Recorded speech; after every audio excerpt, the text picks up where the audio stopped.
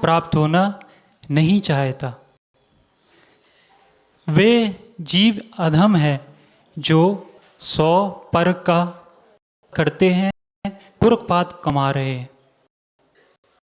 इस जगत में सबसे उत्तम वस्तु यदि कोई है, उसका नाम है दया, जो 100 को भी सुख देती है और जो दया करता है उसके लिए भी प्रद है, और जिसके ऊपर की जा रही है उसके लिए भी आनंदप्रद है। विश्व कल्याण के आत्म के लिए यदि कोई वर्तमान में है, नाम दया है।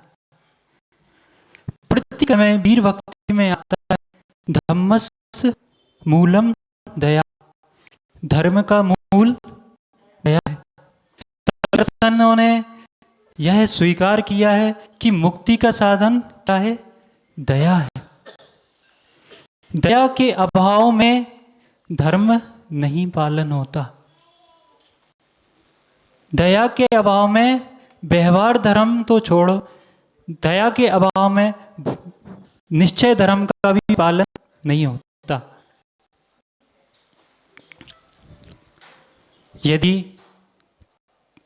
दया को धर्म से दूर कर दिया जाए तो कुछ बचेगा? अधर्म ही अधर्म बचेगा।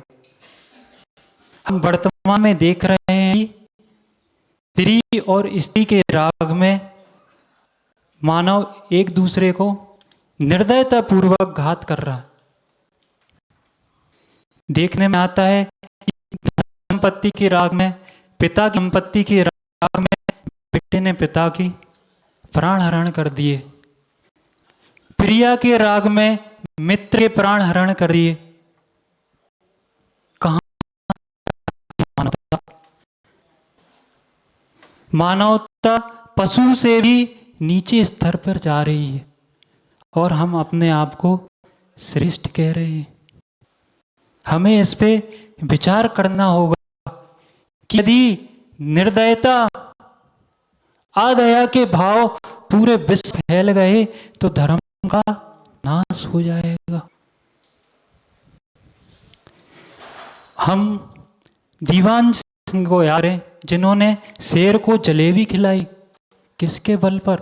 उनके हृदय में अनुकंपा भाव था, करुणा भाव, दया भाव था। और वे जीव अधम है, अज्ञानी है, जो किनको? मूक पशु, करुणावान पशुओं को मार अपनी क्षुधा को मिटा रहे हैं। जब हम दूसरे पशु पक्षी मूक पशुओं को खाकर अपनी क्षुधा को मिटाएंगे तो क्या ऐसा जीव कभी सुखी हो सकता है? वह तो संक्लिष्ट ही रहेगा, उसके अंदर क्रूरता ही के भाव आएंगे। वह समाज के लिए भी कलंक है, इसके लिए भी कलंक है।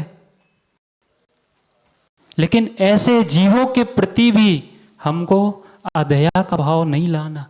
हमें उन्हें सम्यक बोध कराना है कि भाई ऐसा मत करो, यह तुम्हारे लिए अच्छा नहीं है। यदि वह समझ जाए तो अच्छा है, नहीं समझे तो मध्यस्थ हो जाओ। लेकिन क्रूर प्राणी के प्रति भी क्रूरता का भाव नहीं आना चाहिए।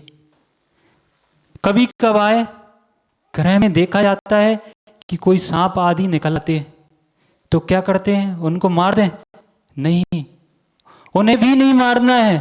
सावधानी पूर्वक उनको सुरक्षित स्थान में छोड़कर आना। देखा होगा कि एक पाट पर शेर और गाय साथ में जलपान कर रहे। आचार्य भगवान उमा स्वामी महाराज क्या शिक्षा दे रहे हैं तत्वार्थ सूत्र में? परस्परोपग्रहो जीवा नाम। उन्होंने ये नहीं कहा कि परस्पर में उपद्रव करके जीव जीव का उपकार करता है।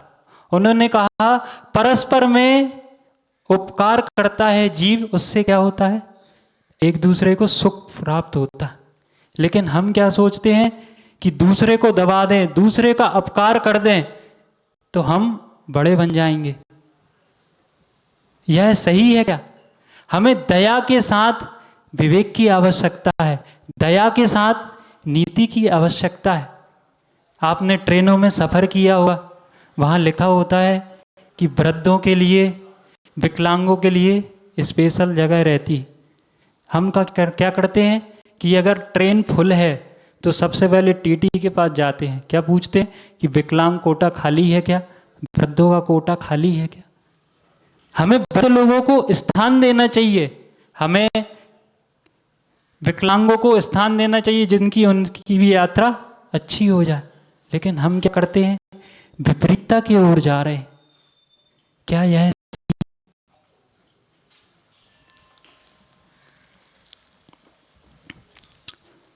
आचार्य भगवान समंतभद्र स्वामी रत्नकरण श्रावकाचार्य में लिखते हैं, क्या लिखते हैं, सचित्त बिरतो दया मूर्ति। जो सचित्त प्रतिमाधारी होता है वह, उसके लिए क्या संज्ञा दी है, दया मूर्ति। दया मूर्ति क्यों बोला है? क्योंकि यदि कच्चे पानी में गर्म पानी मिला दिया जाए तो वो कैसा हो जाता है, सचित्त हो जाता है। क्यों हो जाता है? क्योंकि जो कच्चे पानी के जीव हैं और जो गर्म पानी के जीव हैं, वो दोनों क्या हो जाएंगे, घात हो जाएगा उनका, क्योंकि वह उस तापमान को सहन नहीं कर सकते। अगर हमने जमीन में किसी सामग्री को रख दिया, पानी को रख दिया, तो वह योग्य नहीं है, भोजन करने योग्य नहीं है। क्यों? क्योंकि जमीन का तापमान अलग था, उस सामग्री का तापमान अलग है, वह सचित्त हो चुका है, अब वह खाने योग्य नहीं। इतनी गहराई में जाके आचार्य भगवान दया धर्म की बात में बता रहे। धम्मो दया धर्म किसका हेतु है? विशुद्धि का हेतु है, सुख शांति समृद्धि का हेतु है।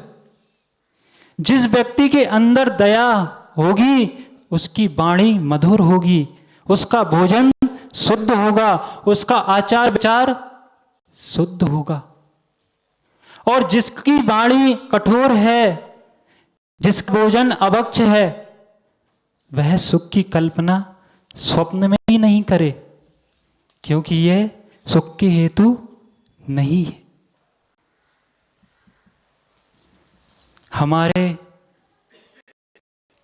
ग्रंथ में, पुराणों में आता है कि कितने साले उपसर्ग केवली हुए। उनमें से एक हुए गुरुदत्त स्वामी। वह खेत में ध्यान कर रहे थे, वहाँ पे एक कृषक आता है, वह उनसे बोलता है कि मेरी भगिनी आए, पत्नी आए तो उससे बोल देना कि मैं आगे खेत में कार्य कर रहा हूँ, मुझे भोजन टिफिन देने आए तो आप बोल देना कि स्वामी आपके आगे खेत में कार्य कर रहे। भगनी आती है, लेकिन जो मुनिराज थे वो तो ध्यान में लीन थे, वो उससे कुछ बोले नहीं।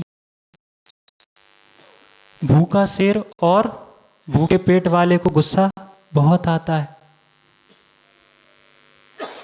वह कृषक सीधे घर पे जाता है और भगनी पे निर्दयता पूर्वक कठोर वचनों के साथ बोलता है कि तूने मुझे आज भोजन क्यों नहीं दिया।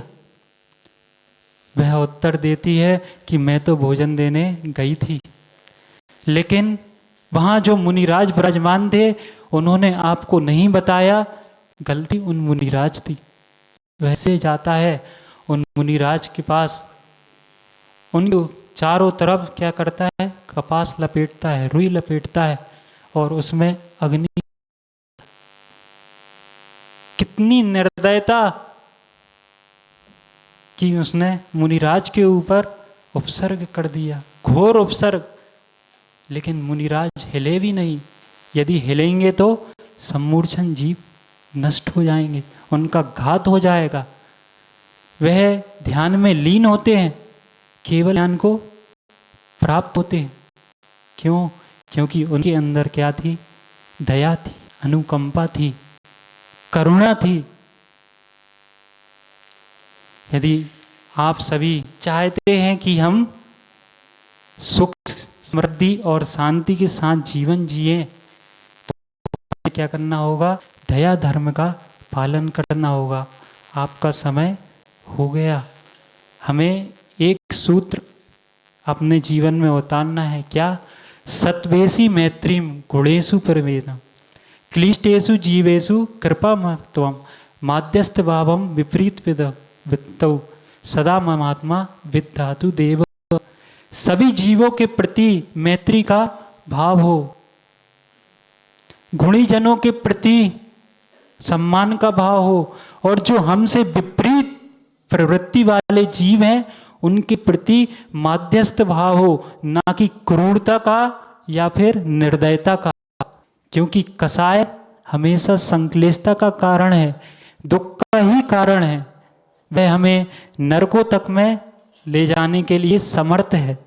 यदि आप लोग भी चाहते हैं कि हम नरक जाए तो क्या करना है? कसाय करना है, एक दूसरे को मारना है। इससे आप जल्दी चलेंगे आएंगे नरक। और यदि चाहते हो कि हम स्वर्गों में जाएं तो उसके लिए क्या करना पड़ेगा? दया धर्म का पालन करेंगे, तभी हमारा